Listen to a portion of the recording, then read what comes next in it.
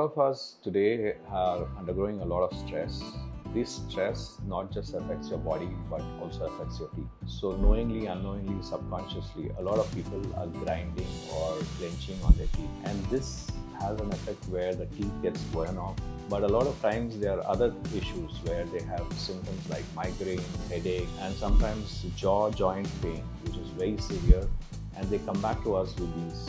They probably first go and see a neurologist, neurophysician, and then an ENT, and the last time they come into a dentist, where small changes by giving them a habit-breaking appliance or a night guard will help them relieve this pain. Wherever the damage to the teeth and the gums happen, we are able to treat them deadly and relieve this kind of pain. So stress is not just related to your lifestyle or doesn't just affect your body and other parts, but also affects your teeth and jaws a lot. So it's very important that you take care of your stress and see your dentist if you have these kind of symptoms.